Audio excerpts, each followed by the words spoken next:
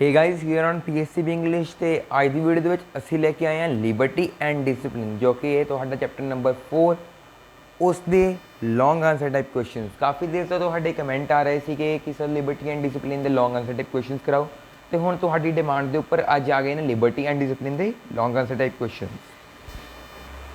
ਤੁਹਾਡਾ ਪਹਿਲਾ ਕੁਐਸਚਨ ਹੈ, how does history teach us the need of a discipline living, explain.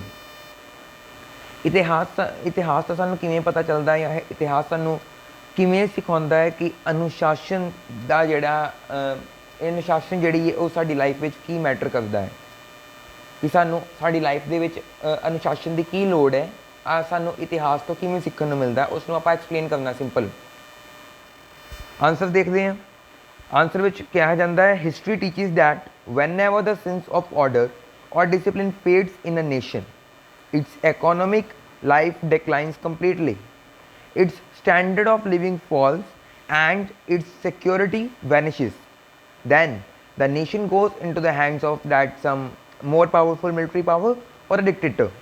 In short, any nation without discipline surely goes to the dogs, and no work or progress is possible without the disciplined living. Rather, there is a bound to be confusion, disorder, or chaos. Modern man lives in a complex communities in which every person is dependent on others, so discipline is unavoidable for a modern man. ਇਤਿਹਾਸ ਤੋਂ ਸਾਨੂੰ ਪਤਾ ਚੱਲਦਾ ਹੈ ਕਿ ਜਦੋਂ ਵੀ ਕਿਸੇ ਰਾਸ਼ਟਰ ਵਿੱਚ ਵਿਵਸਥਾ ਜਾਂ ਅਨੁਸ਼ਾਸਨ ਦੀ ਭਾਵਨਾ ਲੋਪ ਹੋ ਜਾਂਦੀ ਹੈ ਤਾਂ ਇਸ ਦੇ ਆਰਥਿਕ ਜੀਵਨ ਦਾ ਪੂਰੀ ਤਰ੍ਹਾਂ ਪਤਨ ਹੋ ਜਾਂਦਾ ਹੈ, ਇਸ ਦਾ ਜੀਵਨ ਪੱਧਰ ਡਿੱਗ ਜਾਂਦਾ ਹੈ ਅਤੇ ਇਸ ਦੀ ਜਿਹੜੀ ਸਿਕਿਉਰਿਟੀ ਹੈ ਉਹ ਗਾਇਬ ਹੋ ਜਾਂਦੀ ਹੈ। ਫਿਰ ਉਹ ਜਿਹੜਾ ਰਾਸ਼ਟਰ ਹੈ, ਉਹ ਜਿਹੜਾ ਦੇਸ਼ ਹੈ, ਜਾਂ ਤਾਂ ਕਿਸੇ ਤਾਕਤਵਰ ਲੜਾਕੂ ਸ਼ਕਤੀ ਦੇ ਹੱਥ ਵਿੱਚ ਚਲਾ ਜਾਂਦਾ ਹੈ ਜਾਂ ਫਿਰ ਕਿਸੇ ਤਾਨਾਸ਼ਾਹ ਦੇ ਹੱਥਾਂ ਵਿੱਚ। ਐਗਜ਼ਾਮਪਲ ਹੀ ਆਪਾਂ ਵੇਖ ਲਈਏ, ਜਦੋਂ ਇੰਡੀਆ ਆਜ਼ਾਦ ਨਹੀਂ ਸੀ ਹੈਗਾ, ਬ੍ਰਿਟਿਸ਼ਰਸ ਤੋਂ ਆਉਣ ਤੋਂ ਪਹਿਲੇ ਵੇਖ ਲਈਏ, ਭਾਰਤ ਦੇ ਕਿਸੇ ਕੋਨੇ ਵਿੱਚ ਮੁਗਲ ਰਾਜ ਕਰਦੇ ਪਏ ਸੀਗੇ, ਕਿਤੇ ਮਰਾਠਾ ਰਾਜ ਕਰਦੇ ਪਏ ਸੀਗੇ, ਵੱਖਰੇ ਵੱਖਰੇ ਕਿੰਗਸ ਵਗੈਰਾ ਦਾ ਰਾਜ ਸੀਗਾ, ਏਕਤਾ ਨਹੀਂ ਸੀ ਹੈਗੀ। ਉਸ ਟਾਈਮ 'ਤੇ ਕੀ ਹੋਇਆ, ਬ੍ਰਿਟਿਸ਼ਰਸ ਨੇ ਆ ਕੇ, ਵੱਡੀ ਸ਼ਕਤੀ ਨੇ ਆ ਕੇ ਇੰਡੀਆ ਨੂੰ ਕੈਪਚਰ ਕਰ ਲਿਆ, ਇੰਡੀਆ ਉੱਪਰ ਕਬਜ਼ਾ ਕਰ ਲਿਆ। ਉਹੀ ਚੀਜ਼ ਇੱਥੇ ਦੱਸੀ ਗਈ ਕਿ ਉਸ ਟਾਈਮ 'ਤੇ ਇੰਡੀਆ ਵਿੱਚ ਡਿਸਿਪਲਿਨ ਨਹੀਂ ਸੀ ਹੈਗਾ। ਹੁਣ ਇੱਥੇ ਉਸੇ ਤਰੀਕੇ ਨਾਲ ਦੱਸਣ ਦੇ ਕਿ ਜਦੋਂ ਵੀ ਕਿਸੇ ਕੰਟਰੀ ਦੇ ਵਿੱਚ ਡਿਸਿਪਲਿਨ ਖਤਮ ਹੋ ਜਾਂਦਾ ਹੈ ਤਾਂ ਉਸ ਕੰਟਰੀ ਦੇ ਵਿੱਚ ਕੀ ਹੁੰਦਾ ਹੈ, ਕੋਈ ਤਾਨਾਸ਼ਾਹ ਆ ਜਾਂਦਾ ਜਾਂ ਕੋਈ ਹੋਰ ਵੱਡੀ ਲੜਾਕੂ ਕੰਟਰੀ ਆ ਕੇ ਉਸ ਦੇ ਉੱਪਰ ਰਾਜ ਕਰਨਾ ਚਾਲੂ ਕਰ ਦਿੰਦੀ, ਜਿਵੇਂ ਕਿ ਬ੍ਰਿਟਿਸ਼ਰਸ ਨੇ ਆ ਕੇ ਇੰਡੀਆ ਦੇ ਉੱਪਰ ਕਰ ਲਿਆ ਸੀਗਾ। ਫਿਰ 200 ਸਾਲ ਖੇੜਾ ਨਹੀਂ ਸੀ ਛੜਾ ਸਕੇ ਇੰਡੀਆ ਵਾਲੇ ਉਹਨਾਂ ਕੋਲ। ਅੱਗੇ ਕੀ ਕਹਿੰਦੇ ਨੇ, ਅੱਗੇ ਕਹਿੰਦੇ ਨੇ ਇਨ ਸ਼ਾਰਟ ਵਾਲੀ ਜਿਹੜੀ ਲਾਈਨ ਤੋਂ ਉੱਥੇ ਸ਼ੁਰੂ ਕਰਦੇ ਹਾਂ ਹੁਣ। ਸੰਖੇਪ ਵਿੱਚ ਕਿਸੇ ਵੀ ਅਜਿਹੇ ਰਾਸ਼ਟਰ ਦੀ ਦੁਰਦਸ਼ਾ ਹੋਣੀ ਲਾਜ਼ਮੀ ਹੈ ਜਿਸ ਵਿੱਚ ਅਨੁਸ਼ਾਸਨ ਨਾ ਹੋਵੇ, ਅਤੇ ਅਨੁਸ਼ਾਸਿਤ ਜ਼ਿੰਦਗੀ ਦੇ ਬਗੈਰ ਕੋਈ ਵੀ ਕੰਮ ਜਾਂ ਤਰੱਕੀ ਸੰਭਵ ਨਹੀਂ ਹੈ। ਸਗੋਂ ਉੱਥੇ ਅਫਰਾ ਤਫਰੀ, ਅਵਿਵਸਥਾ, ਅਸ਼ਾਂਤੀ ਹੋ ਜਾਂਦੀ ਹੈ।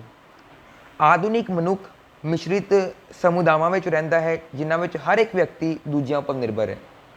ਕੋਈ ਵੀ ਆਪਣਾ ਕੰਮ ਆਪੇ ਨਹੀਂ ਕਰ ਸਕਦਾ। ਸਾਨੂੰ ਸਬਜ਼ੀ ਚਾਹੀਦੀ ਹੈ, ਅਸੀਂ ਫਾਰਮਰ ਉੱਪਰ ਡਿਪੈਂਡ ਹਾਂ। ਸਾਨੂੰ ਮਿਲਕ ਚਾਹੀਦਾ ਹੈ, ਅਸੀਂ ਡੇਅਰੀ ਉੱਪਰ ਡਿਪੈਂਡ ਹਾਂ।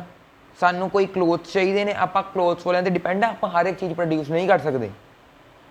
ਆਪਾਂ ਆਪਣੇ ਹਰ ਇੱਕ ਕੰਮ ਵਾਸਤੇ ਦੂਸਰਿਆਂ ਉੱਪਰ ਡਿਪੈਂਡ ਹੈਗੇ ਹਾਂ। ਚਾਹੇ ਕੋਈ ਕੰਪਨੀ ਆਪ ਬਣਾਉਂਦੀ ਹੋਏ ਚੀਜ਼, ਫਿਰ ਵੀ ਉਹ ਡਿਪੈਂਡ ਹੈਗੀ ਕਿਉਂਕਿ ਉਹ ਰੋ ਮਟੀਰੀਅਲ ਖਰੀਦ ਰਹੀ ਹੈ ਕਿਸੇ ਕੋਲ। ਆਪਾਂ ਡਿਪੈਂਡ ਹਾਂ ਦੂਸਰਿਆਂ ਉੱਪਰ, ਤਾਂ ਕਰਕੇ ਡਿਸਿਪਲਿਨ ਸਾਨੂੰ ਜ਼ਰੂਰੀ ਹੈ। ਕਲੀਅਰ। ਮੂਵ ਕਰਦੇ ਹੋ ਨੈਕਸਟ ਕੁਐਸਚਨ ਤੇ। Question number 2, what is the relationship between liberty and discipline? Liberty ਤੇ ਡਿਸਿਪਲਿਨ ਵਿੱਚ, ਲਿਬਰਟੀ ਹੁੰਦੀ ਆਜ਼ਾਦੀ ਤੇ ਡਿਸਿਪਲਿਨ ਅਨੁਸ਼ਾਸਨ, ਇਹਨਾਂ ਵਿੱਚ ਆਪਸ ਵਿੱਚ ਕੀ ਰਿਸ਼ਤਾ ਹੈ? ਤੁਸੀਂ ਆਹ ਵਾਲੇ ਕੁਐਸਚਨ ਵਿੱਚ ਇਸ ਨੂੰ ਐਕਸਪਲੇਨ ਕਰਨਾ ਹੈ। ਆਨਸਰ ਦੇਖ ਲੈਂਦੇ ਹਾਂ। ਆਨਸਰ ਵਿੱਚ ਕਹਿੰਦੇ ਨੇ, liberty is the freedom to think what we like, say what we like, work at what we like, and go where we like. And discipline is a resistance on liberty. It trains people to obey rules and orders and punish them if they don't do so. Liberty is the birthright of each and every person, but even then it is not personal affair. It is compromise or social contract. If every man was free to do what he liked, there would be chaos everywhere. So discipline is very necessary in every field of society. It is only discipline that enables men to live in the society and yet written and yet written individual liberty. We can have discipline without liberty, but we cannot have liberty without discipline. Liberty, ਆਜ਼ਾਦੀ, ਉਹ ਸੋਚਣ ਦੀ ਆਜ਼ਾਦੀ ਜੋ ਅਸੀਂ ਸੋਚਣਾ ਚਾਹੁੰਦੇ ਹਾਂ, ਉਹ ਕਹਿਣ ਦੀ ਆਜ਼ਾਦੀ ਜੋ ਅਸੀਂ ਕਹਿਣਾ ਚਾਹੁੰਦੇ ਹਾਂ, ਉਹ ਕੰਮ ਕਰਨ ਦੀ ਆਜ਼ਾਦੀ ਜੋ ਅਸੀਂ ਕਰਨਾ ਚਾਹੁੰਦੇ ਹਾਂ, ਉੱਥੇ ਜਾਣ ਦੀ ਆਜ਼ਾਦੀ ਜਿੱਥੇ ਅਸੀਂ ਜਾਣਾ ਚਾਹੁੰਦੇ ਹਾਂ, ਉਹ ਆਜ਼ਾਦੀਆਂ। ਅਸੀਂ ਵੇਖੀ ਜਦੋਂ ਇੱਥੇ ਜਦੋਂ ਡਿਸਿਪਲਿਨ ਨਹੀਂ ਸੀ ਹੈਗਾ ਇੰਡੀਆ ਦੇ ਵਿੱਚ, ਬ੍ਰਿਟਿਸ਼ਰਸ ਦਾ ਰਾਜ ਆ ਗਿਆ ਸੀਗਾ। ਬ੍ਰਿਟਿਸ਼ਰਸ ਨੇ ਜਗ੍ਹਾ ਜਗ੍ਹਾ ਦੇ ਉੱਪਰ ਇੰਡੀਅਨਸ ਦੇ ਉੱਪਰ ਰੋਕ ਲਗਾਉਣੀ ਸ਼ੁਰੂ ਕਰ ਦਿੱਤੀ ਸੀ ਕਿ ਤੁਸੀਂ ਫਲਾਣੀ ਥਾਂ 'ਤੇ ਕੰਮ ਨਹੀਂ ਕਰ ਸਕਦੇ, ਇੰਡੀਅਨਸ ਨੂੰ ਵੱਡਾ ਰੈਂਕ ਨਹੀਂ ਮਿਲ ਸਕਦਾ, ਇੰਡੀਅਨਸ ਰੋਡ ਦੇ ਉੱਪਰ ਚੱਲ ਨਹੀਂ ਸਕਦੇ, ਟ੍ਰੇਨ ਦੇ ਥੱਲੇ ਬੈਠਣਗੇ, ਸੀਟ ਦੇ ਉੱਪਰ ਬੈਠ ਨਹੀਂ ਸਕਦੇ। ਬਹੁਤ ਹੀ ਤਰ੍ਹਾਂ ਦੇ ਭੇਦਭਾਵ ਜਿਹੜੇ ਸੀਗੇ ਉਹ ਇੰਡੀਅਨਸ ਦੇ ਨਾਲ ਹੋਣੇ ਚਾਲੂ ਹੋ ਗਏ ਸੀਗੇ। ਉਹਨਾਂ ਦੀ ਜਿਹੜੀ ਆਜ਼ਾਦੀ ਸੀਗੀ, ਉਹਨਾਂ ਦੀ ਜਿਹੜੀ ਲਿਬਰਟੀ ਸੀਗੀ, ਉਹ ਖਤਮ ਹੋ ਗਈ ਸੀ, ਕਿਉਂਕਿ ਉਹਨਾਂ ਦਾ ਜਿਹੜਾ ਡਿਸਿਪਲਿਨ ਸੀਗਾ ਉਹ ਪਹਿਲੇ ਤੋਂ ਹੀ ਖਤਮ ਸੀਗਾ। ਇੱਥੇ ਉਹੀ ਰਿਲੇਸ਼ਨ ਨੂੰ ਸਮਝਾਉਂਦੇ ਹੋਏ ਅਸੀਂ ਆਪਣਾ ਆਨਸਰ ਲਿਖਣਾ। ਲਿਬਰਟੀ, ਆਜ਼ਾਦੀ, ਉਹ ਸੋਚਣ ਦੀ ਆਜ਼ਾਦੀ ਜੋ ਅਸੀਂ ਸੋਚਣਾ ਚਾਹੁੰਦੇ ਹਾਂ, ਉਹ ਕਹਿਣ ਦੀ ਆਜ਼ਾਦੀ ਜੋ ਅਸੀਂ ਕਹਿਣਾ ਚਾਹੁੰਦੇ ਹਾਂ, ਉਹ ਕੰਮ ਕਰਨ ਦੀ ਆਜ਼ਾਦੀ ਜੋ ਅਸੀਂ ਕਰਨਾ ਚਾਹੁੰਦੇ ਹਾਂ, ਉੱਥੇ ਜਾਣ ਦੀ ਆਜ਼ਾਦੀ ਜਿੱਥੇ ਅਸੀਂ ਜਾਣਾ ਚਾਹੁੰਦੇ ਹਾਂ। ਅਨੁਸ਼ਾਸਨ ਕੀ ਹੈ? ਡਿਸਿਪਲਿਨ ਕੀ ਹੈ? ਲਿਬਰਟੀ ਦੇ ਉੱਪਰ, ਆਜ਼ਾਦੀ ਦੇ ਉੱਪਰ ਲਗਾਈ ਗਈ ਰੋਕ ਨੂੰ ਅਸੀਂ ਡਿਸਿਪਲਿਨ ਕਹਿ ਸਕਦੇ ਹਾਂ, ਅਨੁਸ਼ਾਸਨ ਕਹਿ ਸਕਦੇ ਹਾਂ। ਅਨੁਸ਼ਾਸਨ ਆਜ਼ਾਦੀ ਉੱਪਰ ਲਗਾਈ ਗਈ ਇੱਕ ਬੰਦਿਸ਼ ਹੈ। ਇਹ ਲੋਕਾਂ ਨੂੰ ਨਿਯਮਾਂ ਅਤੇ ਹੁਕਮਾਂ ਦੀ ਪਾਲਣਾ ਕਰਨ ਦੀ ਸਿਖਲਾਈ ਦਿੰਦਾ ਹੈ, ਅਤੇ ਜੇਕਰ ਅਜਿਹਾ ਨਹੀਂ ਕਰਦੇ ਇਸ ਲਈ ਉਹਨਾਂ ਨੂੰ ਸਜ਼ਾ ਵੀ ਦਿੱਤੀ ਜਾਂਦੀ ਹੈ। ਅਤੇ ਲੋਕਾਂ ਨੂੰ ਨਿਯਮਾਂ ਅਤੇ ਹੁਕਮਾਂ ਦੀ ਪਾਲਣਾ ਕਰਾਉਣ ਦੀ ਜਿਹੜੀ ਸਿਖਲਾਈ ਹੈ ਉਹ ਆ ਦਿੰਦਾ ਹੈ। ਸੁਤੰਤਰਤਾ ਹਰ ਵਿਅਕਤੀ ਦਾ ਜਨਮ ਸਿੱਧ ਅਧਿਕਾਰ ਹੈ, ਬਰਥ ਰਾਈਟ ਹੈ, ਪਰ ਫਿਰ ਵੀ ਇਹ ਇੱਕ ਨਿੱਜੀ ਮਾਮਲਾ ਨਹੀਂ ਹੈ। ਇਹ ਇੱਕ ਸਮਾਜਿਕ ਸਮਝੌਤਾ ਜਾਂ ਸਮਾਜਿਕ ਇਕਰਾਰਨਾਮਾ ਹੁੰਦਾ ਹੈ। ਜੇਕਰ ਹਰ ਇੱਕ ਵਿਅਕਤੀ ਉਹੀ ਕਰਨ ਲੱਗੇ ਜੋ ਕਰਨਾ ਚਾਹੁੰਦਾ ਹੈ ਤਾਂ ਹਰ ਇੱਕ ਥਾਂ ਅਰਾਜਕਤਾ ਚੱਲ ਜਾਏਗੀ। ਕੋਈ ਵੀ ਡਿਸਿਪਲਿਨ ਨਾਮ ਦੀ ਅਗਰ ਕੋਈ ਚੀਜ਼ ਨਹੀਂ ਹੋਏਗੀ ਤਾਂ ਕਪਲਾ ਮਪਲਾ ਹੋਇਆ ਹੋਏਗਾ, ਪੰਜਾਬੀ ਵਿੱਚ ਅਸੀਂ ਕਹਿ ਸਕਦੇ ਹਾਂ। ਕੋਈ ਵੀ ਚੀਜ਼ ਜਿਹੜੀ ਉਹ ਸਹੀ ਨਹੀਂ ਹੋਏਗੀ ਪੂਰੀ ਕੰਟਰੀ ਦੇ ਵਿੱਚ। ਇਸ ਲਈ ਸਮਾਜ ਦੇ ਹਰ ਖੇਤਰ ਵਿੱਚ ਡਿਸਿਪਲਿਨ ਬਹੁਤ ਹੀ ਜ਼ਰੂਰੀ ਹੈ। ਇਹ ਸਿਰਫ ਡਿਸਿਪਲਿਨ ਹੀ ਹੈ ਜੋ ਵਿਅਕਤੀ ਨੂੰ ਸਮਾਜ ਵਿੱਚ, ਸੁਸਾਇਟੀ ਵਿੱਚ ਰਹਿਣ ਅਤੇ ਫਿਰ ਵੀ ਆਪਣੀ ਨਿੱਜੀ ਸੁਤੰਤਰਤਾ ਬਰਕਰਾਰ ਰੱਖਣ ਦੇ ਕਾਬਿਲ ਬਣਾਉਂਦਾ ਹੈ। ਅਸੀਂ ਸੁਤੰਤਰਤਾ ਦੇ ਬਿਨਾਂ ਅਨੁਸ਼ਾਸਨਤਾ ਹਾਸਿਲ ਕਰ ਸਕਦੇ ਹਾਂ।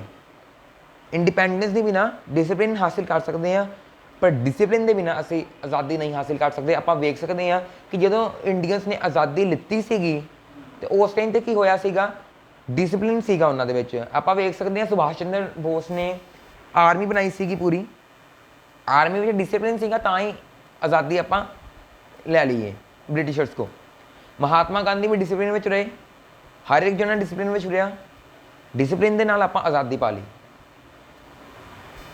ਹੁਣ ਕੁਐਸਚਨ ਨੰਬਰ 3 ਵੱਲ ਵੇਖਦੇ ਹਾਂ। What does indiscipline lead to? Discipline ਤੇ ਹੋ ਗਿਆ ਤੁਹਾਡਾ ਅਨੁਸ਼ਾਸਨ, ਤੇ ਜਿੱਥੇ ਹੁਣ ਅਨੁਸ਼ਾਸਨ ਨਹੀਂ ਹੁੰਦਾ ਉੱਥੇ ਕੀ ਹੋ ਜਾਂਦਾ ਹੈ? ਇਸ ਦਾ ਆਨਸਰ ਦੇਖਦੇ ਹਾਂ ਹੁਣ। Indiscipline leads to the confusion and chaos in a society. It creates corruption, lawlessness and disorder all around. It creates violence also among the people. The evil elements in the society look for excuses to create violence. Security for the poor and the weak vanishes. In short, indiscipline is the root of our moral, social and national life. And an indisciplined nation surely goes to the dogs. ਜਦੋਂ ਕਿਸੇ ਦੇਸ਼ ਵਿੱਚ ਅਨੁਸ਼ਾਸਨ ਨਹੀਂ ਹੁੰਦਾ ਤਾਂ ਸਮਾਜ ਵਿੱਚ ਅਫਰਾ ਤਫਰੀ ਅਤੇ ਅਸ਼ਾਂਤੀ ਮੱਚ ਜਾਂਦੀ ਹੈ। ਹਰ ਪਾਸੇ ਭ੍ਰਿਸ਼ਟਾਚਾਰ, ਅਰਾਜਕਤਾ, ਅਵਿਵਸਥਾ ਫੈਲਦੀ ਜਾਂਦੀ ਹੈ। ਇਹ ਲੋਕਾਂ ਵਿੱਚ ਹਿੰਸਾ ਦੀ ਭਾਵਨਾ ਪੈਦਾ ਕਰਦੀ ਹੈ। ਸਮਾਜ ਵਿੱਚ ਫੈਲੇ ਬੁਰੇ ਜਿਹੜੇ ਅੰਸਰ ਹੁੰਦੇ ਨੇ ਉਹ ਹਿੰਸਾਪੂਰਨ ਕੰਮ ਜਿਹੜੇ ਉਹ ਕਰਨ ਦੇ ਬਹਾਨੇ ਲੱਭਦੇ ਰਹਿੰਦੇ ਨੇ। ਗਰੀਬਾਂ ਅਤੇ ਕਮਜ਼ੋਰਾਂ ਦੀ ਜਿਹੜੀ ਸੁਰੱਖਿਆ ਉਹ ਗਾਇਬ ਹੋ ਜਾਂਦੀ ਹੈ। ਸ਼ਾਰਟ ਵਿੱਚ ਦੱਸੀਏ ਤਾਂ ਅਨੁਸ਼ਾਸਨਹੀਨਤਾ ਸਾਡੇ ਨੈਤਿਕ, ਸਮਾਜਿਕ, ਰਾਸ਼ਟਰੀ ਜੀਵਨ ਵਿੱਚ ਜੜ੍ਹਾਂ ਤੱਕ ਨੂੰ ਖਾ ਜਾਂਦੀ ਹੈ ਅਤੇ ਇੱਕ ਅਨੁਸ਼ਾਸਨਹੀਨ ਰਾਸ਼ਟਰ ਨੂੰ ਨਿਸ਼ਚਿਤ ਤੌਰ 'ਤੇ ਦੁਰਦਸ਼ਾ ਦਾ ਸ਼ਿਕਾਰ ਹੋਣਾ ਪੈਂਦਾ ਹੈ। Question number 4, how can an officer inculcate the sense of discipline in his subordinates? ਆਪਣੇ ਛੋਟਿਆਂ ਦੇ ਵਿੱਚ ਜਿਹੜੇ ਸਾਡੇ ਅੰਡਰ ਕੰਮ ਕਰਦੇ ਹੁੰਦੇ ਨੇ, ਸਾਡੇ ਅੰਡਰ ਕੰਮ ਕਰਨ ਵਾਲੇ ਕਰਮਚਾਰੀਆਂ ਦੇ ਅੰਦਰ ਅਨੁਸ਼ਾਸਨ ਦੀ ਭਾਵਨਾ ਜਗਾਉਣ ਲਈ ਇੱਕ ਅਫਸਰ ਨੂੰ ਕੀ ਕਰਨਾ ਚਾਹੀਦਾ, ਉਹ ਅਸੀਂ ਇਸ ਆਨਸਰ ਦੇ ਵਿੱਚ ਦੱਸਾਂਗੇ, ਇਸ ਕੁਐਸਚਨ ਦੇ ਆਨਸਰ ਵਿੱਚ ਦੱਸਾਂਗੇ। ਆਨਸਰ ਦੇਖ ਲੈਂਦੇ ਹਾਂ। In order to inculcate a sense of discipline in his subordinates, an officer must first realize his own responsibility. He must display high standards of discipline in his own life. Only then can his teachings or his instructions have any effect on his subordinates. In this chapter, the writer tells us that once he acknowledged the salute of a private soldier with an airy wave of his hand, and his colonel punished him for not returning a salute properly. He made the author march in front of the whole battalion and practice before the sergeant major's cane how to return a salute. He said to the writer, discipline begins with the officers. ਆਪਣੇ ਅਧੀਨ ਕੰਮ ਕਰਦੇ ਕਰਮਚਾਰੀਆਂ ਅੰਦਰ ਅਨੁਸ਼ਾਸਨ ਦੀ ਭਾਵਨਾ ਜਗਾਉਣ ਲਈ ਇੱਕ ਆਫੀਸਰ ਨੂੰ ਪਹਿਲਾਂ ਆਪਣੇ ਖੁਦ ਦੀ ਜ਼ਿੰਮੇਵਾਰੀ ਦਾ ਅਹਿਸਾਸ ਹੋਣਾ ਚਾਹੀਦਾ। ਉਸ ਨੂੰ ਖੁਦ ਨੂੰ ਆਪਣੀ ਜ਼ਿੰਦਗੀ ਵਿੱਚ ਅਨੁਸ਼ਾਸਨ ਦੇ ਉੱਚ ਮਾਪਦੰਡਾਂ ਦਾ ਪ੍ਰਦਰਸ਼ਨ ਕਰਨਾ ਚਾਹੀਦਾ ਹੈ। ਕੇਵਲ ਤਦ ਹੀ ਉਸ ਦੀ ਸਿੱਖਿਆ ਜਾਂ ਉਸ ਦੇ ਦਿਸ਼ਾ ਨਿਰਦੇਸ਼ ਉਸ ਦੇ ਅਧੀਨ ਕਰਮਚਾਰੀਆਂ ਉੱਪਰ ਕੋਈ ਪ੍ਰਭਾਵ ਪਾ ਸਕਦੇ ਹਨ। ਇਸ ਲੈਸਨ ਦੇ ਵਿੱਚ ਲੇਖਕ ਸਾਨੂੰ ਦੱਸਦਾ ਹੈ ਕਿ ਇੱਕ ਵਾਰ ਉਸਨੇ ਆਪਣੇ ਨਿਚਲੇ ਦਰਜੇ ਦੇ ਇੱਕ ਸੈਨਿਕ ਦੇ ਸਲੂਟ ਦਾ ਜਵਾਬ ਹਵਾ ਵਿੱਚ ਆਪਣਾ ਹੱਥ ਲਹਿਰਾ ਕੇ ਦੇ ਦਿੱਤਾ। ਉਸ ਦੇ ਕਰਨਲ ਨੇ ਉਸ ਨੂੰ ਸਲੂਟ ਦਾ ਜਵਾਬ ਉਚਿਤ ਤਰੀਕੇ ਨਾਲ ਨਾ ਦੇਣ ਲਈ ਸਜ਼ਾ ਦਿੱਤੀ। ਉਸ ਨੇ ਲੇਖਕ ਨੂੰ ਪੂਰੀ ਬਟਾਲੀਅਨ ਦੇ ਸਾਹਮਣੇ ਮਾਰਚ ਕਰਵਾਇਆ ਤੇ ਸਰਜੈਂਟ ਮੇਜਰ ਦੀ ਬੈਂਚ ਦੇ ਅੱਗੇ ਇਸ ਗੱਲ ਦਾ ਅਭਿਆਸ ਕਰਵਾਇਆ ਕਿ ਸਲੂਟ ਦਾ ਜਵਾਬ ਕਿਵੇਂ ਦਿੱਤਾ ਜਾਂਦਾ ਹੈ। ਉਸਨੇ ਲੇਖਕ ਨੂੰ ਕਿਹਾ, ਅਨੁਸ਼ਾਸਨ ਦੀ ਸ਼ੁਰੂਆਤ ਆਫਿਸਰਸ ਤੋਂ ਹੀ ਹੁੰਦੀ ਹੈ, ਅਫਸਰਾਂ ਤੋਂ ਹੀ ਹੁੰਦੀ ਹੈ। ਲਾਸਟ ਕੁਐਸਚਨ ਦੇਖਦੇ ਹਾਂ ਹੁਣ, what are the advantages of discipline. Discipline ਦੇ ਕੀ ਐਡਵਾਂਟੇਜਸ ਨੇ, ਦੇਖਦੇ ਹਾਂ ਹੁਣ ਆਨਸਰ ਨੂੰ। Discipline means training of the mind and character. It does put some checks on our freedom. In fact, it is the foundation of all freedom. It makes man truly free. It enables man to live in the society and retain individual liberty. It brings order in the society. It is only discipline which enables a nation to march on the way of progress. ਅਨੁਸ਼ਾਸਨ ਦਾ ਅਰਥ ਹੈ ਮਨ ਅਤੇ ਚਰਿੱਤਰ ਦੀ ਸਿਖਲਾਈ। ਇਹ ਜਿਹੜੀ ਸੁਤੰਤਰਤਾ ਹੈ ਉਸ 'ਤੇ ਜ਼ਰੂਰ ਕੁਝ ਪਾਬੰਦੀਆਂ ਲਗਾਉਂਦਾ ਹੈ, ਪਰ ਇਹ ਸਾਡੀ ਨਿੱਜੀ ਸੁਤੰਤਰਤਾ ਦੇ ਵਿੱਚ ਕੋਈ ਕਟੌਤੀ ਨਹੀਂ ਕਰਦਾ। ਅਸਲ ਵਿੱਚ ਇਹ ਸਾਰੀ ਸੁਤੰਤਰਤਾ ਦੀ ਬੁਨਿਆਦ ਹੈ, ਨੀਂਹ ਹੈ। ਇਹ ਮਨੁੱਖ ਨੂੰ ਸਹੀ ਅਰਥਾਂ ਦੇ ਵਿੱਚ ਸੁਤੰਤਰ ਬਣਾਉਂਦਾ ਹੈ। ਇਹ ਮਨੁੱਖ ਨੂੰ ਸਮਾਜ ਵਿੱਚ ਰਹਿਣ ਦੀ ਜਾਚ ਸਿਖਾਉਂਦਾ ਹੈ, ਫਿਰ ਆਪਣੀ ਵਿਅਕਤੀਗਤ ਸੁਤੰਤਰਤਾ ਬਣਾਈ ਰੱਖਣ ਦੇ ਯੋਗ ਬਣਾਉਂਦਾ। ਹੁਣ ਸੁਤੰਤਰਤਾ ਉਹ ਚੀਜ਼ ਨਹੀਂ ਹੈਗੀ ਕਿ ਕਿਸੇ ਨੂੰ ਵੀ ਤੁਸੀਂ ਮਾਫ ਦੋਗੇ ਅਤੇ ਅਸੀਂ ਜੀ ਫਰੀ ਹੈਗੇ ਹਾਂ, ਕਿਸੇ ਨੂੰ ਵੀ ਆਪਾਂ ਜਾਂਦੇ ਨੂੰ ਮਾਫ ਦਈਏ ਜੀ ਅਤੇ ਕੋਈ ਮਤਲਬ ਕਿ ਆਪਾਂ ਫਰੀ ਹਾਂ, ਆਪਾਂ ਕੁਛ ਵੀ ਕਰ ਸਕਦੇ ਹਾਂ। ਫਰੀਡਮ ਉਹ ਨਹੀਂ ਹੈ, ਇੰਡੀਪੈਂਡੈਂਸ ਉਹ ਨਹੀਂ ਹੈ। ਇੰਡੀਪੈਂਡੈਂਸ ਉਹ ਹੈ ਕਿ ਤੁਹਾਡੀ ਵੀ ਵਿੱਚ ਇੰਡੀਪੈਂਡੈਂਸ ਰਹੇ, ਤੁਹਾਡੀ ਵੀ ਫਰੀਡਮ ਰਹੇ ਅਤੇ ਅਗਲੇ ਬੰਦੇ ਦੀ ਵੀ ਫਰੀਡਮ ਰਹੇ। ਦੋਹਾਂ ਬੰਦਿਆਂ ਵਿੱਚ ਕਿਸੇ ਨੂੰ ਵੀ ਨੁਕਸਾਨ ਨਾ ਹੋਵੇ, ਜਾਂ ਦੋਹਾਂ ਬੰਦਿਆਂ ਵਿੱਚੋਂ ਕਿਸੇ ਨਾਲ ਵੀ ਗਲਤ ਕੰਮ ਨਾ ਹੋਵੇ, ਉਹ ਫਰੀਡਮ ਹੈ ਦੋਵਾਂ ਲਈ। ਹੁਣ ਆਪਾਂ ਕਹੀਏ ਕਿ ਆਪਾਂ ਕਿਸੇ ਰਾਹ ਜਾਂਦੇ ਤੇ ਅਸੀਂ ਛੁਰਾ ਮਾਪ ਦਈਏ, ਆ ਸਾਡੀ ਫਰੀਡਮ ਹੈ, ਆਪਾਂ ਉਹਦੇ ਛੁਰਾ ਮਾਪਤਾ, ਆਪਾਂ ਜੋ ਮਰਜ਼ੀ ਕਰ ਸਕਦੇ ਹਾਂ। That's not freedom. ਫਰੀਡਮ ਉਹ ਹੈ ਕਿ ਇਹਦੇ ਵਿੱਚ ਤੁਹਾਡੀ ਵੀ ਭਲਾਈ ਹੋਵੇ, ਦੇਸ਼ ਦੀ ਵੀ ਭਲਾਈ ਹੋਵੇ, ਅਤੇ ਅਗਰ ਤੁਸੀਂ ਜਿਹੜੇ ਬੰਦੇ ਨਾਲ ਕੰਮ ਕਰ ਰਹੇ ਹੋ ਉਸ ਦੀ ਵੀ ਭਲਾਈ ਹੋਵੇ। ਅਤੇ ਜਿਹੜੀ ਅਸਲੀ ਅਰਥਾਂ ਦੇ ਵਿੱਚ ਸੁਤੰਤਰਤਾ ਹੈ, ਇਹ ਚੀਜ਼ ਹੈ। ਇਹ ਮਨੁੱਖ ਨੂੰ ਸਮਾਜ ਵਿੱਚ ਰਹਿਣ ਦੀ ਜਾਚ ਸਿਖਾਉਂਦੀ ਹੈ, ਵਿਅਕਤੀਗਤ ਸੁਤੰਤਰਤਾ ਬਣਾਈ ਰੱਖਣ ਦੇ ਯੋਗ ਬਣਾਉਂਦੀ ਹੈ। ਇਹ ਸਮਾਜ ਵਿੱਚ ਵਿਵਸਥਾ ਲਿਆਉਂਦਾ ਹੈ।